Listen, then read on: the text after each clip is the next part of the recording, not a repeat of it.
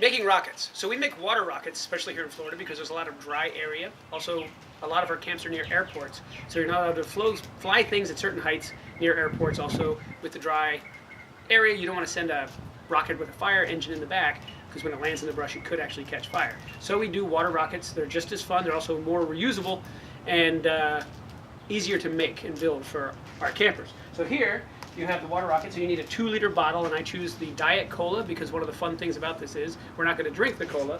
We're going to be doing the Mentos and soda experiment where you drop the Mentos in the soda does a geyser, and that's how you empty it. Then you can dump the soda out, and we use the diet soda because we don't want sugar. Sugar will attract bugs and other things. Sorry, sugar, yeah, that's exactly right. Okay, so that's how we do that. Also, too, when you're done doing it, each student gets their rocket, and I suggest you use a Sharpie marker to write on their bottle. It's confusing as to whose bottle is what. Then they're going to decorate it. Now, we use acrylic paints, and there's a whole system with acrylic paints. You put them in the 2-ounce cups. The brush that goes in the red stays in the red. You don't mix the brushes around. So your red brush stays red, your blue brush stays blue, and if you need more paint, you put it in a different cup. You need a different color. If you need to mix, you get a different brush and mix. You have hundreds of brushes, and you have tons of little 2-ounce cups with lids. The reason why the lids are there is so that every day they can just take the lids back off and reuse the paint, so the paint doesn't dry out. So when they're painting too, this is actually the bottom of your rocket.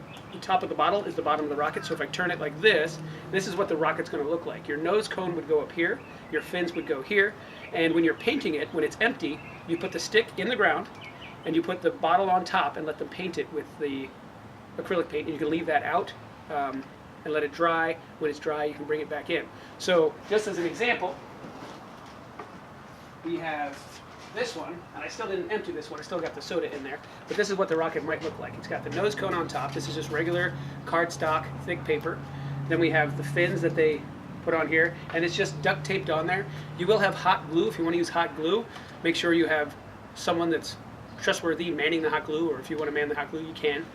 But this is pretty much what a finished rocket would look like. This is going to fit on the bottom of your rocket launcher, or the bottom goes on the rocket launcher. Then you use a bike pump to pump it up.